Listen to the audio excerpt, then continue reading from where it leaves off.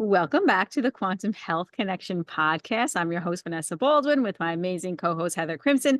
And today we have a special guest. She is known as the Quantum Eye Doctor on Instagram. We were just raving about her beautiful graphics and posts that she makes, and she's really sharing such amazing information with the community. We have Dr. Valerie Giangrande, hopefully I said that right, who is an optometrist, and she's been in private practice for over 20 years. She is certified as an integrative health and nutrition coach, as well as certified in the Applied Quantum Biology Practitioner.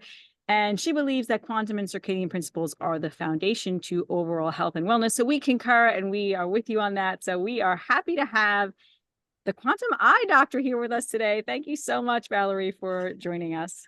Thank you. I'm so excited to be here. I really appreciate it.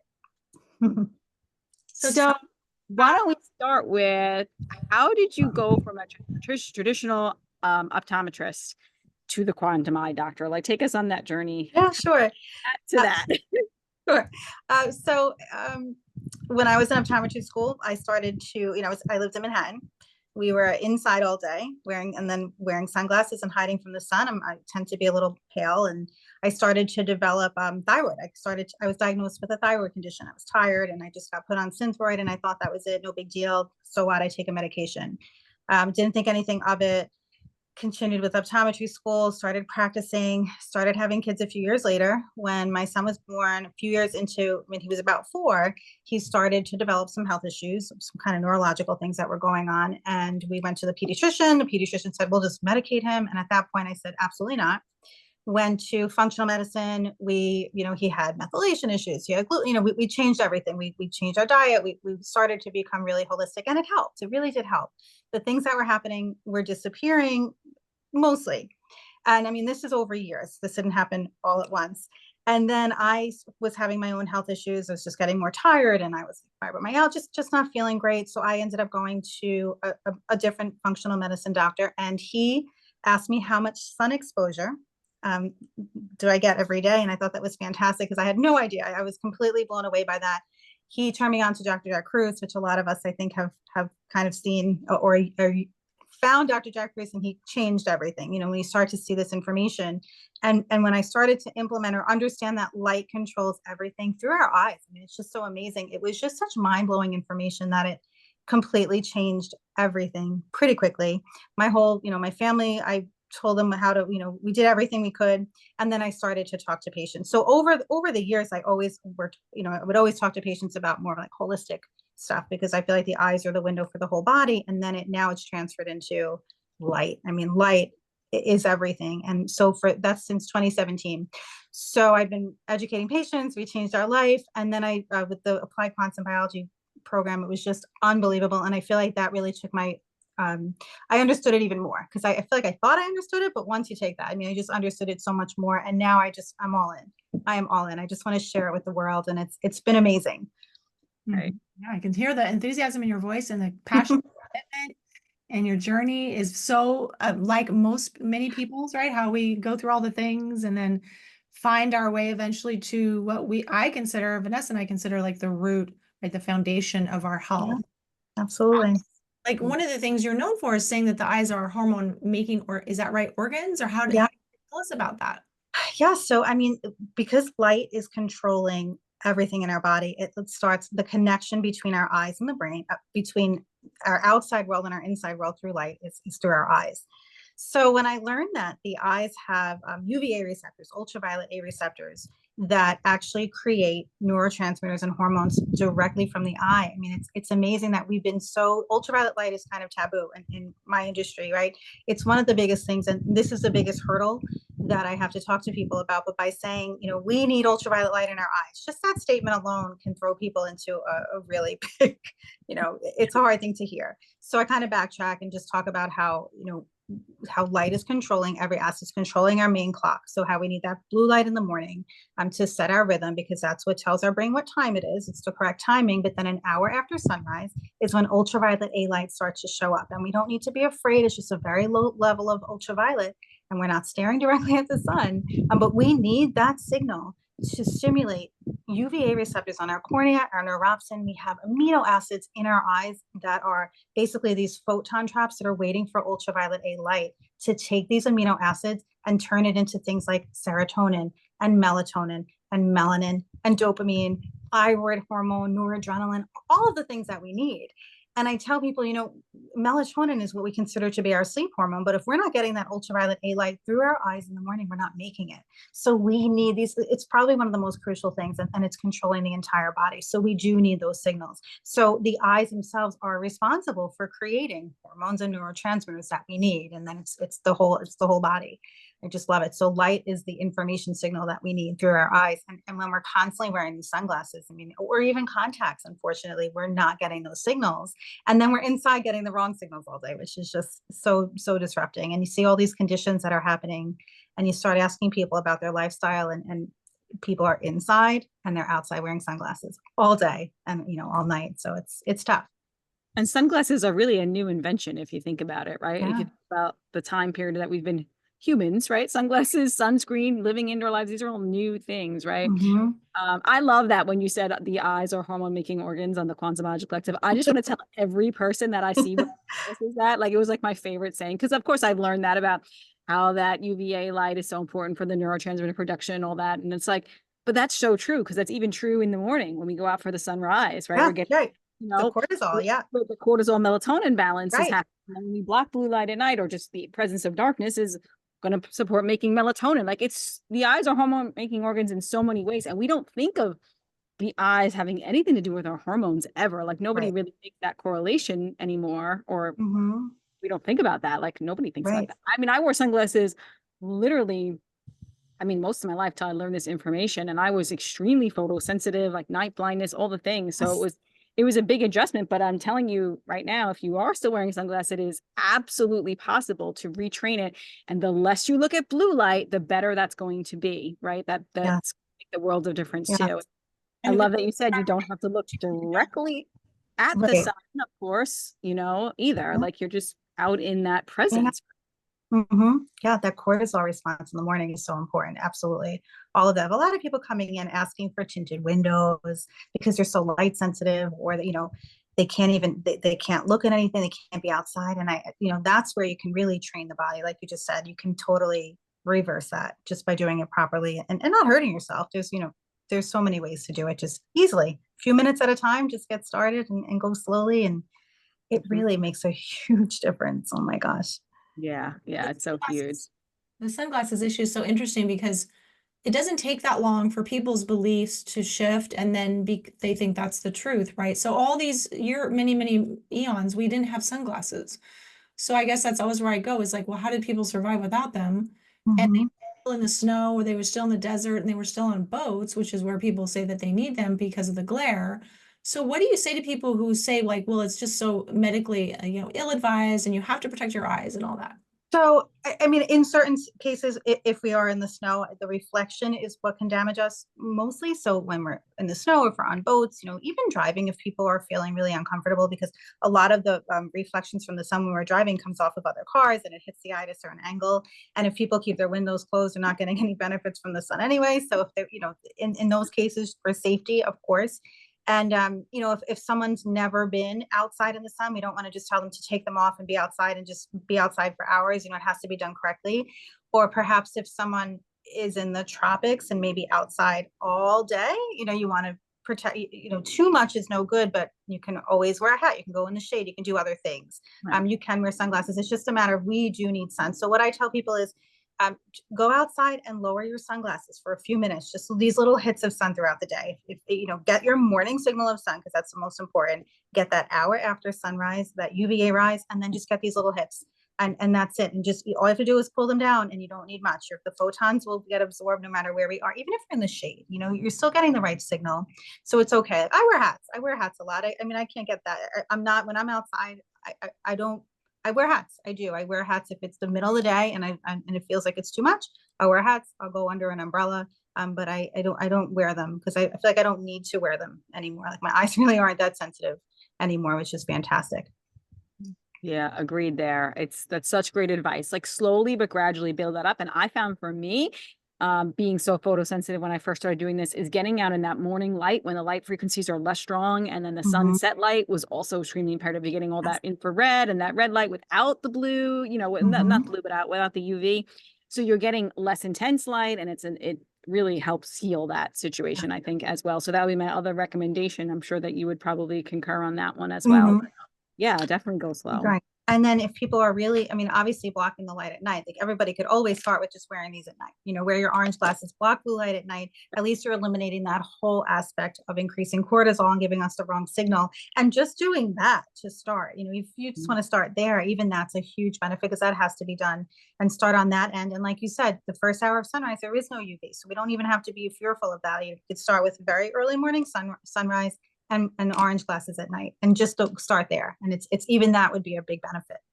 Huge benefit. If everybody did that, wow, think about the difference in the world. Those two little things, right? Such a huge benefit. Right. And now what is your advice? Go to, you know, we're talking about sunglasses, right? So we kind of touched on that. Like, I think almost wearing sunglasses all the time is literally a detriment to your health, because literally you're always blocking the signal. Then your body doesn't know what to do and when to do it. And your eyes are not going to make those specific key hormones as well. So it's not only your circadian rhythm, there's also the part about, you know, you're more likely to burn, you know, and you're not going to make as much melatonin. There's lots of, you know, things that you can go into with sunglasses too. But also want to touch on, even contacts and glasses are blocking those specific light frequencies that we need also, right? They are. So glasses are easy. Again, same thing. You just want to pull them down. Contact lenses, most brands of contacts block UV light. So just from a UV standpoint, there's only like maybe a handful of contacts that don't block UV. So you can wear those, but even wearing contacts in general, you're still blocking a little bit of oxygen, you know, you're still changing the light frequency. And we need, you know, the front of the eye, there's no blood vessels. In order for us to see, the reason why we see so clearly is because the cornea has no blood vessels. The lens has no blood vessels. There's no blood vessels in the center of the eye. So the oxygen that we're getting at those parts of the eye, it comes in the front of the eye, comes from the air, and behind the eye, it comes from melanin, it comes from the choroid, it comes from areas behind the eye. We need that exclusion zone water. We need all the, you know, all the energy from those other quantum aspects of the eye for it to work. So if you're wearing contacts, I mean, my advice, and again, this doesn't get, people don't really listen to this one. This is a little bit harder, but really try to put them on after you've already had that morning sun. Don't wear them too much. Take them out the second you get home. Give your eyes a break. You know, there are people who wear them from the second they wake up until they go to sleep. They don't even own glasses, and their eyes, I mean, you see these blood vessels growing into their eyes. The body's saying, I need more oxygen. That's the clue.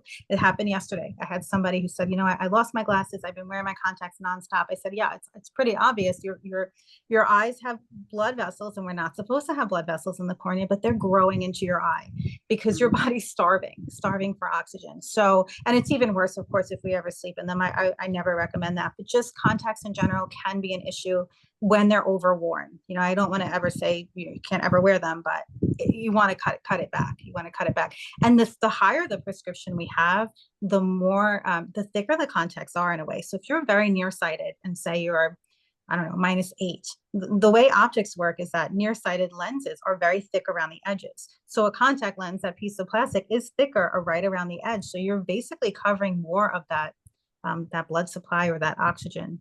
So you're blocking more of it, even though contacts are thin, and contacts technically do let oxygen through. They are making them better and better. So when they talk about like the amount of oxygen transmission, the studies will say, oh no, the oxygen gets through, and it does. But it's not the same. It's not the same as having our eyes exposed to natural, the air and the light that we need. So it can be an issue. Are you finding that a lot of your clients, after you educate them and they're receptive, are starting to not wear contacts as much? They cut them down. A lot of them will cut down and say, I give my eyes a break. I only wear them on, you know, I don't wear them on, or I only wear them on the weekends. There's some people do. Teenagers, no, they'll wear them. You know, they don't really, teenagers are probably my most difficult audience. The parents of the teenagers kind of listen. They love, can you talk to my kids about the phone? Can you tell them about, you know, about being off their iPad? And they love it. And I, you know, I love that conversation. And the kids just nod, you know, and my own kids are teenagers, and they're like, they listen to me, but my daughter's giving me a hard time wearing the red light glasses at night because she's on her FaceTime and she's embarrassed. I said, let's start a trend. Why don't we all start a trend Yes, and that's what make I it say to my son. cool? Start the trend, be the Yeah, trendsetter, be the that's it. trendsetter. That's And then it. I'm like, look at Simon Cowell. He's got some, like, Right. I'm I trying to know. like anything Hopefully. I can. But there are a couple of gamers who I've seen who've been wearing like yellow tones because they Oh, even yellow would make even an impact better yes. than zero, right? So, Right.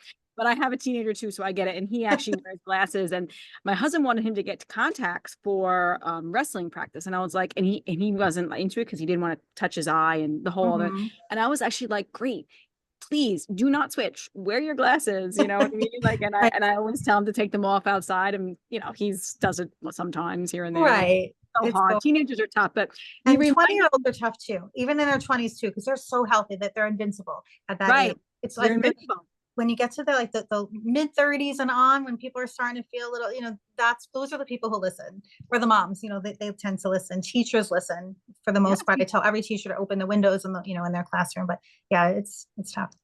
Yeah, because you do think you're invincible at that age. If you would have Yep. told me when I have very poor vision, I had a very, thick pair of glasses since age 3, not 3, 8, third grade or so, 8 years old or so. And I wanted to wear contacts, of course, as a teenager because I wanted to look good, right? And Mhm. I slept in them all the time. My eyes were always so dry. They'd actually like pop out and be so crusty and like did all the things. And at that age, if you would have told me this information, I probably would have said, okay, and kept going because Right. that's what teenagers do, right? But now, of course, I know so much better. But yeah, I mean, when people are ready to change, Right. all right, and I actually, let's get into a little bit about LASIK because I actually had LASIK done before I knew any better. So I had LASIK done about 13 years ago after my second son was born. And yeah. So what are the implications and your thoughts on that? I mean, I know that it's kind of irreversible and if damage is done, it's done. But what are your thoughts and what can you say about how that actually affects those light frequencies coming into the eye and making the hormones? And I Mhm. also was wondering your thoughts. Do you think that the body would make an adaptation where it would use the skin more, the photoreceptors there, I if think there so. was damage? Right. Yeah. So there's no way to know if those neuropsin cells are damaged because they're on the cornea. Depending on how much of the cornea was disrupted by the laser, basically shaved down, there's a potential that neuropsin can be damaged, and then of course the signaling is off. So, but in your case, if you have all these benefits from circadian rhythm and you've changed your life, then it didn't get damaged, or your body made adaptation. So I think the body, as long as we're giving it the right environment, I don't think it's hopeless at all. You obviously were able to change your entire life. So I feel like something's working. It's the people who get LASIK perhaps, and maybe there's neuropsin damage, and they continue to be on screens and they never get their light, and they're not doing anything to help. I mean, the skin can be our third eye, and we have all these receptors in our skin. So yes, we definitely want to use our skin.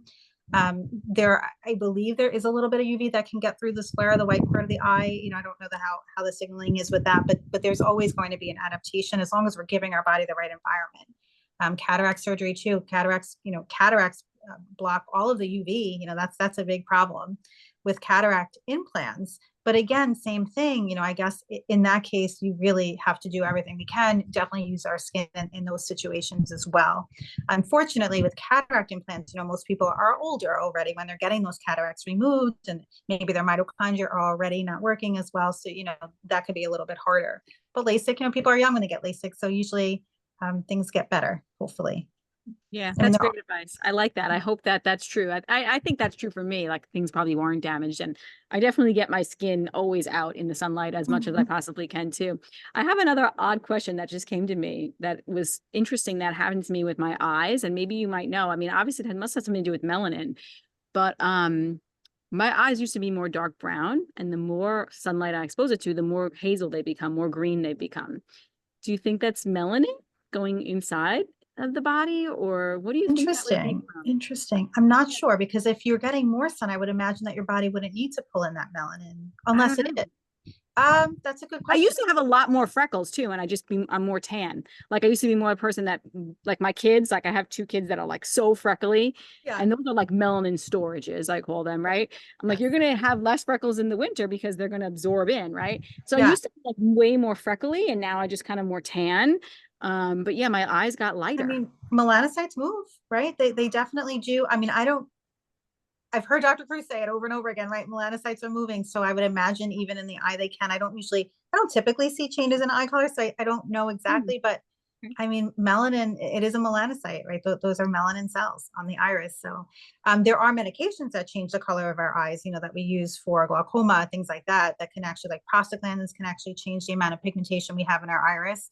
But I obviously you're not taking anything like that. So I'm not exactly sure. That's interesting. All right. Well, I'm just an anomaly. Yeah. It's all good. So Valerie, the eyes, you say the eyes they have their own microbiome, right? And I didn't know that, so I'm really excited to hear about that from you. But and then how does that connect to the rest of your body's microbiome? Well, it's similar. The eye is an extension of the skin. So we all have our own microbiome, but there are studies showing that, there's different colonies of bacteria, viruses, everything in the eye that we need to have balanced. So anything that's off the UV light's going to keep us balanced with our microbiome, just like it does in the body and our gut.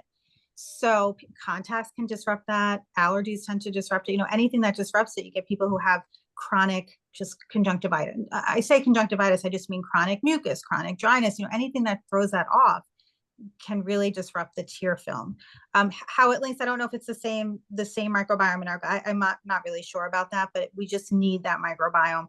And again, a lot of people who say had COVID or, any viruses tend to get these pink eyes that linger and linger and linger. And I've seen it over the last few years that we just get people saying, ever since I had COVID or whatever, whatever it was, they have inflammation in their eye and it's just not going away. That's and it's probably a histamine response is my It could be, assumption. yeah. So the virus will just settle and it just messes your immune system up for a very, very long time. And it's just, histamine, exactly, mast cell issues and everything.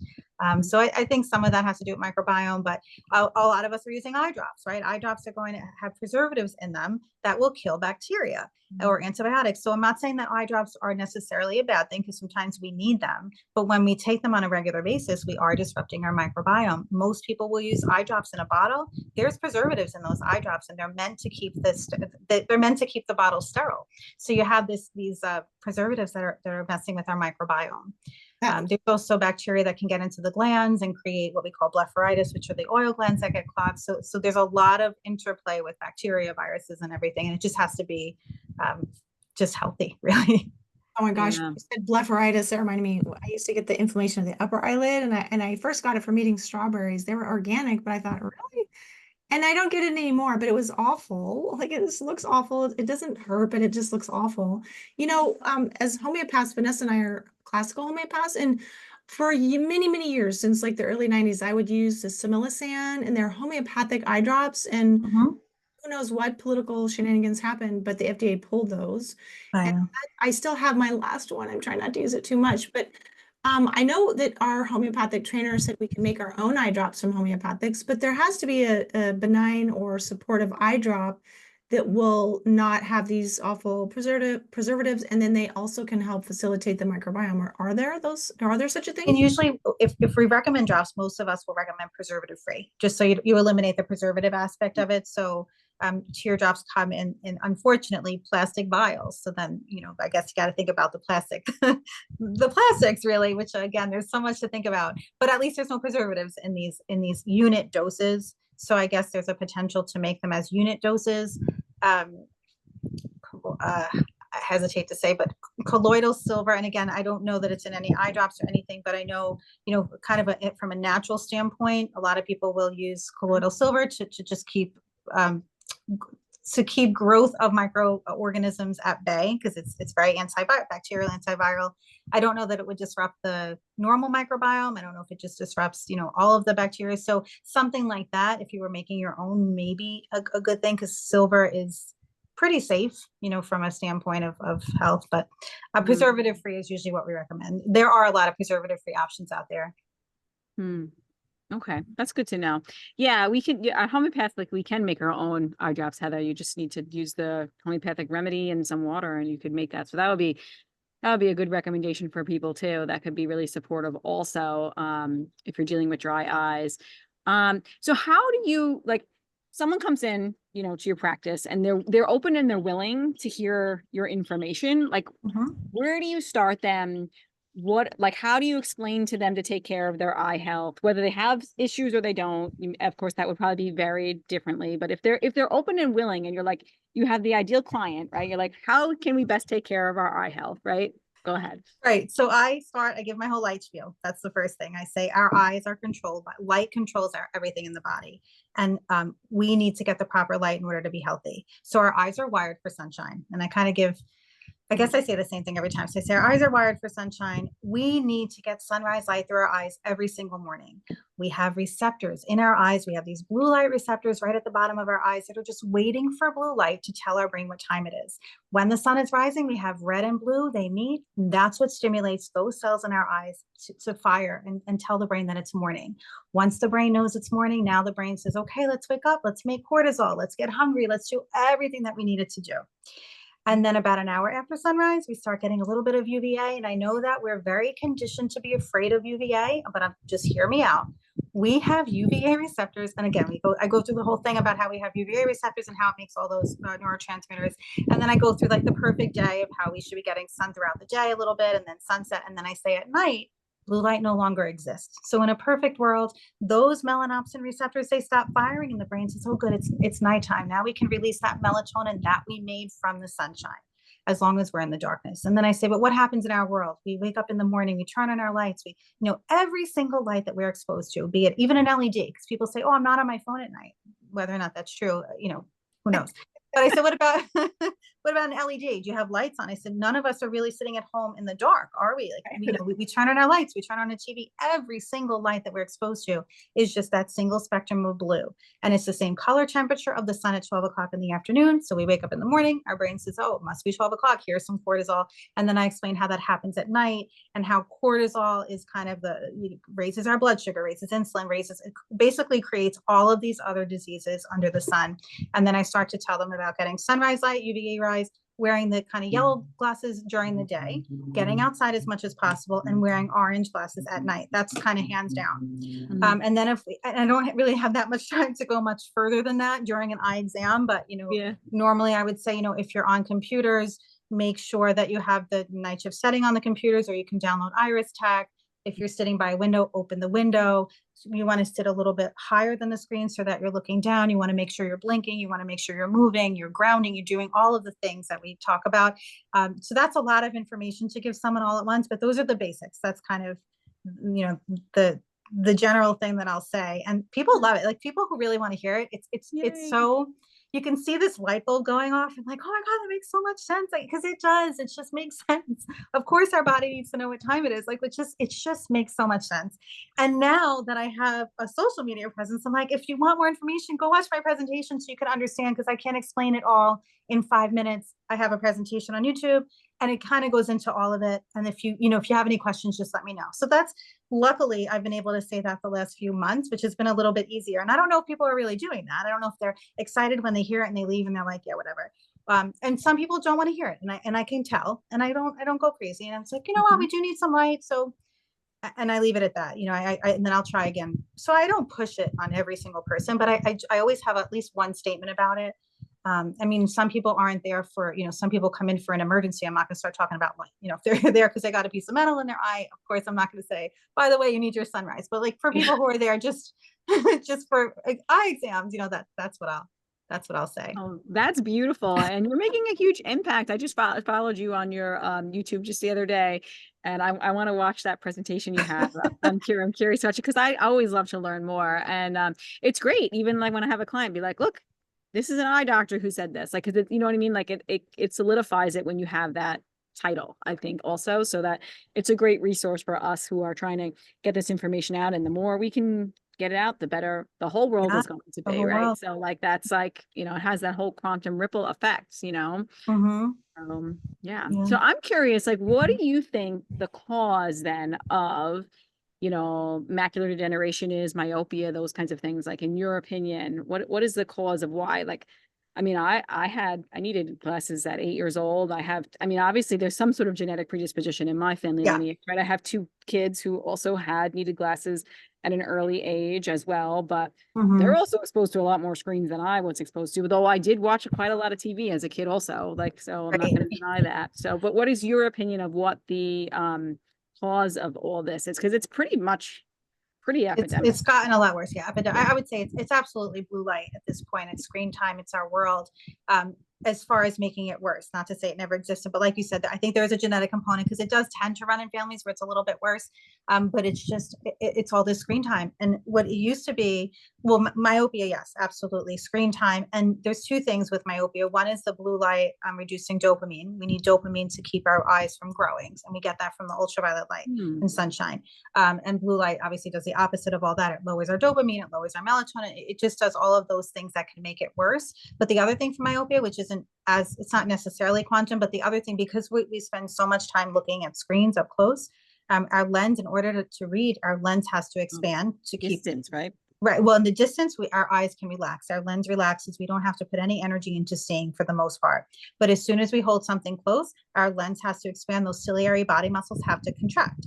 So we're looking at something close for so long that a lot of people will look away and say, oh, I look away and I can't see, because our muscles are just kind of stuck. So what happens, though, the contraction of those muscles can actually put pressure on the eyes, and it's exerting so much pressure that, in a way, reading a lot can also trigger the eyes to keep getting worse. So what I tell people when they come in addition to the sun, if you make a prescription stronger, especially for a child, I say, now we're going to make it stronger for a distance, but you're going to have to focus even harder again, right through that prescription. Because when you're nearsighted, it's a nice adaptation. You take your glasses off, you could read beautifully. You don't have to do anything because you're sighted for near. But as soon as you correct that and now you're sighted for distance because you cleared that up, now you have to focus all over again. So now the body's starting all over again. Says, hey, I don't want to focus. Let's become more nearsighted, because when you're nearsighted, you don't have to focus for reading. And that cycle goes on and on and on. So when people first start wearing glasses, I'll say, just be really careful. Make sure you take them off for reading. If you don't need them to read, take them off. What a lot of people are doing now, myself included, is we do what we call myopia control, meaning that we get glasses and we add reading to the bottom, because a lot of kids they're not going to take them off for reading, or sometimes taking them off for reading isn't the correct prescription either.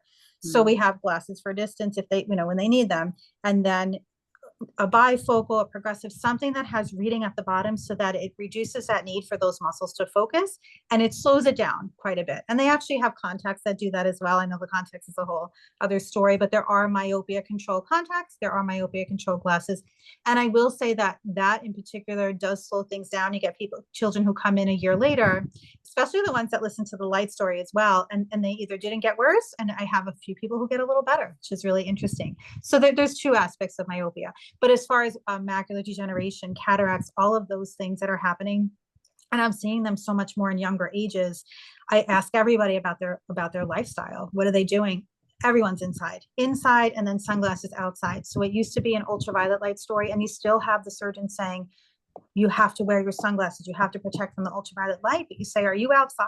No, I never go outside. So how is it ultraviolet light? It's blue light. The screen How does that make any sense if you were literally inside in front of blue light all the time and never outside? And when they go outside, they wear the sunglasses. How could it be ultraviolet light? It doesn't even make any sense. It's like so crazy. It's crazy. And we need melatonin to regenerate our photoreceptors. And how do we make melatonin from sunlight and darkness at night?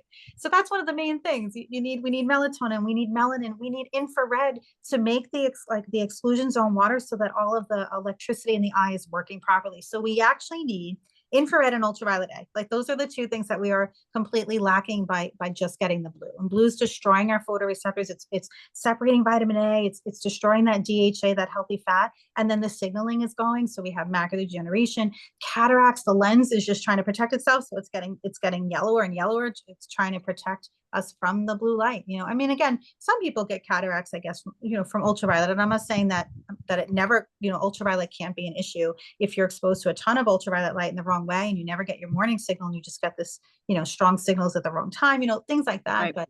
But blue light in our modern world, I think that is one of the biggest problems, our screen time. Agreed. And I didn't even talk about, being exposed to Wi-Fi, which dehydrates us, and all of that as well, which adds to it. But yeah, absolutely. So much. Like, the blue light is number one, I think, and then we never get the natural light. And then, of course, diet, which I would put after all those, of course. Right. Awful. And so we're really malnourished in all those areas. So it's kind of scary, right? And then if you have the predispositions and genetically, it's like, oh my goodness. So you're just signaling those to turn on. You're signaling epigenetics to turn on. from Mhm. that. Can you talk a little bit, since you mentioned it, about how blue light destroys vitamin A and DHA in the eye? Since you mentioned that, is that something that you would like to chat about? Yeah, so I mean, so all the photoreceptors are linked to vitamin A in the body, including like even melanopsin, the circadian photoreceptors, but also the visual photoreceptors. So what we need to see our cones. We need cones to see, and it's linked to vitamin A. So when blue light, the wrong kind of blue light hits it, vitamin A gets separated, which is a normal thing that happens. But it's supposed to get regenerated, and DHA also, it's supposed to get regenerated. But what happens if we're just exposed to blue with nothing balancing it? Like in the sunshine, red and infrared is always there to balance out everything. It's always going to give us that, it's like the anti-blue antidote to the blue light. Yeah, Like, red is the antidote to blue, is yeah, what exactly. So when we're just getting blue, we don't have the time, we don't have the ability to regenerate. So free vitamin A in that form is toxic, and it actually goes and destroys our photoreceptors. And DHA is needed to become like the electrical signal, to take light and turn it into an electrical signal. And the tract from the eyes to the brain, that retinal hypothalamus, the connection that goes from the brain to the hypothalamus has the highest level of DHA in the entire body. And it's because there's so much light that's being absorbed and controlled and processed as electricity. So when we start destroying vitamin A and DHA, game over. Like we just, it's a big problem. And we're not regenerating either, because we're not getting melatonin, because we're exposed to blue light all the time. Fish is important, as far as food, we definitely want to eat fish as opposed to taking it. I used to recommend fish oil supplements all the time, like for years and years and years. And now I don't. now I say, you gotta, awesome. you gotta just eat the fish at this point. I'm sorry, you gotta eat it. Yeah. You Well, and know? you can always do like salmon roe, you can do Yeah. salmon, right? You can do like sardines, you could do Mhm. anchovies. I'm just trying to think of other ones with DHA and have my head. Halibut has some, and also lamb. If you're not a fish person, Oh, good. lamb is a great source of DHA also. Yeah. Does grass-fed butter also have DHA? Because I always used to say like grass-fed meat, maybe. I don't know about that. Grass-fed meat does, like grass-fed beef definitely does, but it's not Okay. as high. Like lamb is higher, and of course, like Okay. salmon's higher, but you're going to get some. But I don't think so. No, I don't I think guess the butter. butter, yeah, not Yeah, DHA. I don't think so. Eggs, Not eggs, right? THC. Eggs will have Eggs, some. right? Yeah. Yes, pastured eggs will also have some. Yes, absolutely. Yeah. So there are other options if you can't do fish. Mhm. Shellfish, of course, is great. Scallop, shrimp, I mean, Right. I think salmon roe is like one of the highest that I know of, or some sort of Mhm. caviar is going to be pretty high. So Yeah. yeah, Oysters eat are that good. DHA, Yeah. people. You I gotta know. get it in. I mean, my kids, I worry about them because they're not getting, my son eats everything, but my daughter's not really getting it. And I always worry about her a little bit. So I'm not sure what to do about that. Try to Mm. sneak it in places. Oh, we eat a lot of meat. Like we eat a lot of grass-fed meat. So I guess she is getting it, but Yeah, so she'll get a little bit some and eggs, and like I'm sure you're right. doing great. Yeah. Yeah. My kids actually I have to take advantage of it because they really like shrimp and scallops, and I really like that too. And I live on an island. You think I would eat more Yeah. of it? Like, like I should be eating a lot of that. And then like crab and like all kinds of and lobster. I'm like, I really need to be like utilizing that in my meals more for them, because they A really lot of like work that though, stuff, right? which is Hard great. to cook So it. Yeah, yeah, that's yeah, great though. yeah. Awesome. So, Dr. Valerie, you're familiar with Jacob Lieberman, and then right? Yes. Yes. I actually have his book downstairs. Yes, Light the absolutely. Future of Medicine is his book. If you haven't read it, it's a great, great read.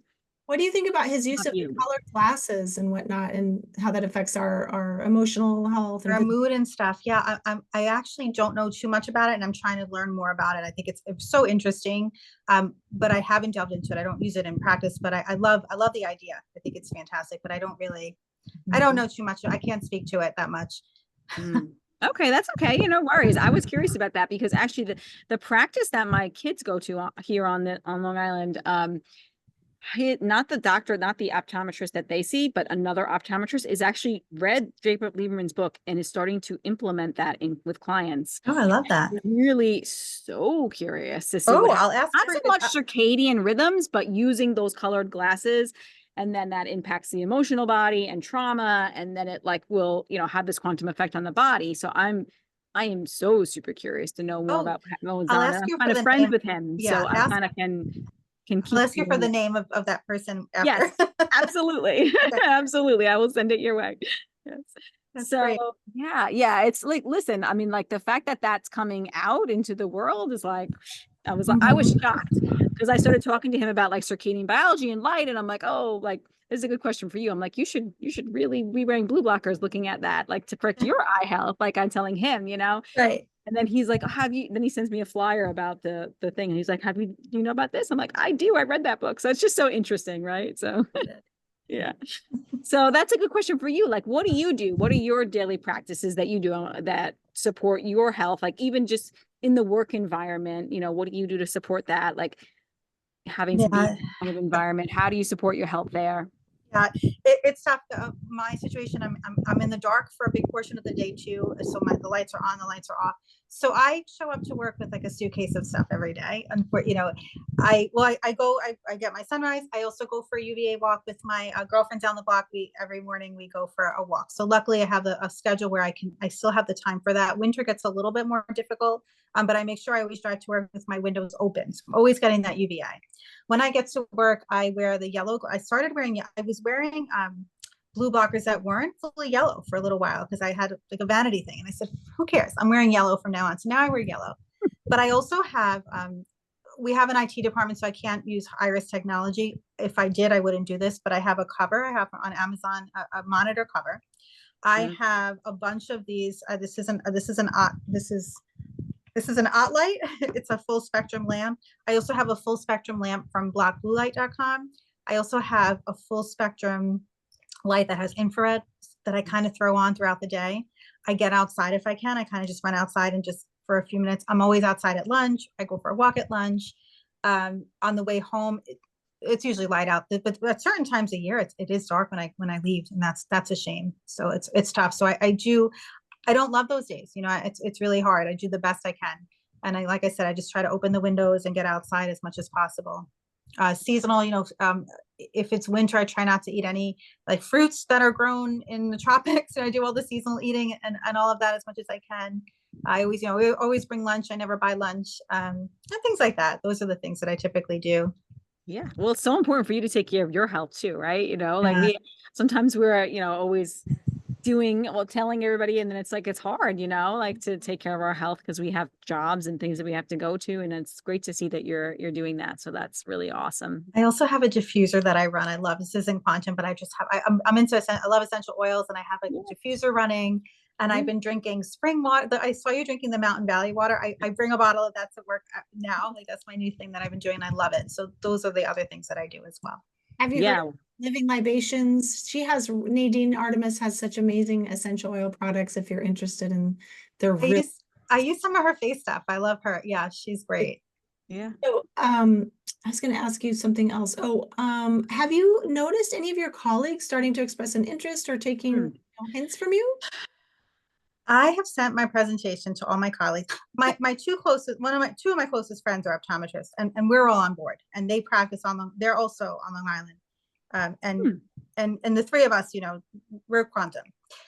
Aside from them, my actual colleagues that I work with, not really. No, I mean, the staff, some of the staff do, but the colleagues, I mean, I sent the presentation.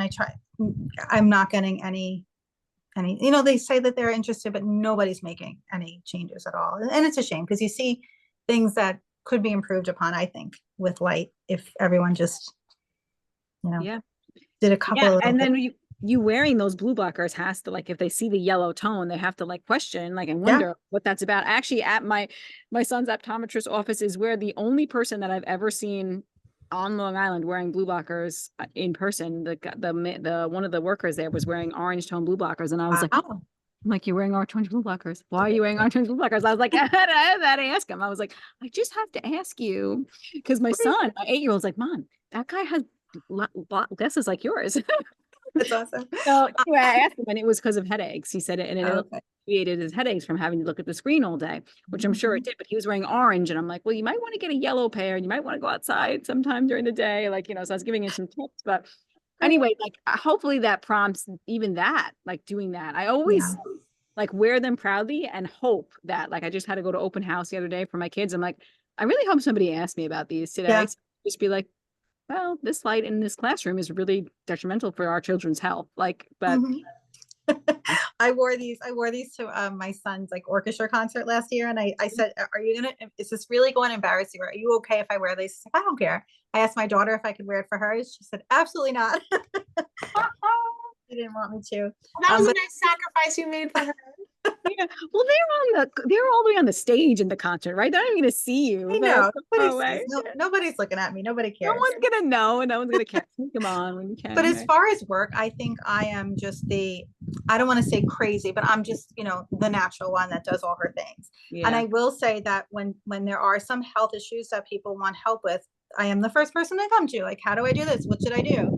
But Interesting. but as far as light now, How do you Yeah. want to develop your practice or have your own practice, or what's your dream for your house? So yeah, I mean, I would love to share this. I would love to develop courses. I would love to have kind of grow like a side like I'm working on doing what I love kind of outside, working with clients. I want to start courses. I want to do things like that where I'm really just sharing this information more, helping people more, outside of clinic.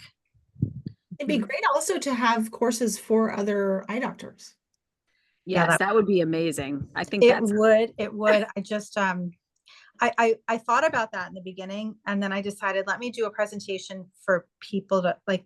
It's easier to reach patients, and staff, as opposed again, it's so hard to reach other people. It really is. People in this industry are really, they'll listen. Some will even maybe listen to what I'm saying, but you could tell. And then I hear 5 minutes later them saying, "Make sure you wear your sunglasses all the time." I'm like, oh my God. Wait a minute. What did we just talk about? Right. So hard to change those beliefs, right? It's so entrenched, so Yes. like rigid, calcified, and it's just like takes a lot.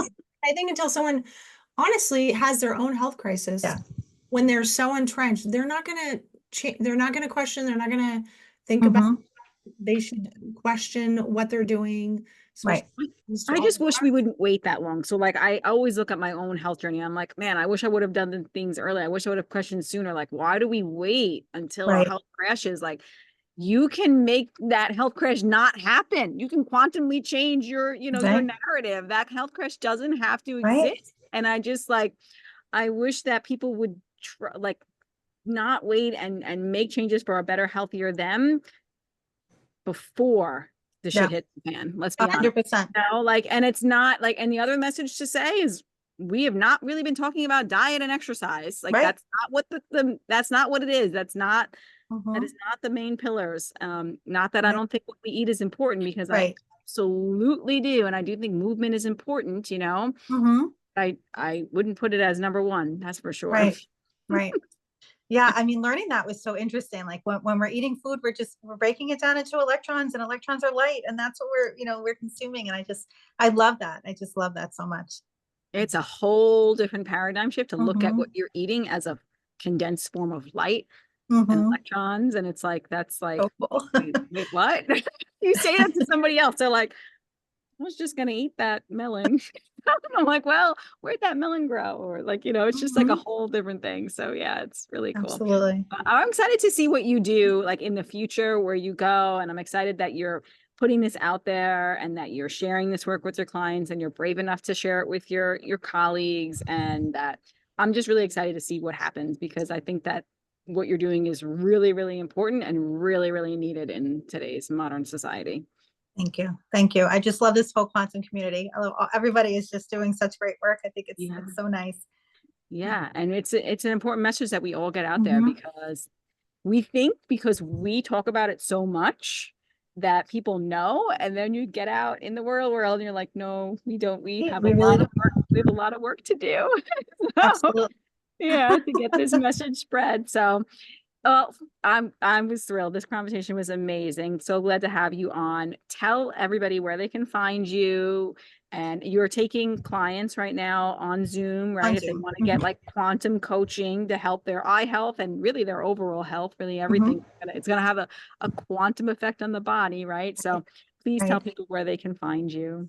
So I don't have a website yet, but I'm on YouTube and Instagram, and within those on Instagram and YouTube, you can get the links to how to work with me. So it's QuantumEyeDoc on both, on Instagram and YouTube. And then you can kind of link to working with me. There's a little, page of other links as well that are on there. And follow Valerie, because you could learn an immense amount just from looking at her Instagram. So you'll learn a ton just from that. So, I mean, this was a great conversation. We really appreciate you coming on. And anything else you want to share that we didn't get to say, or? I know, I think we pretty much covered everything. Yeah. Okay, Thank you. perfect. Wonderful. Perfect. Thanks so much, Dr. Valerie. Thank you. That was fun.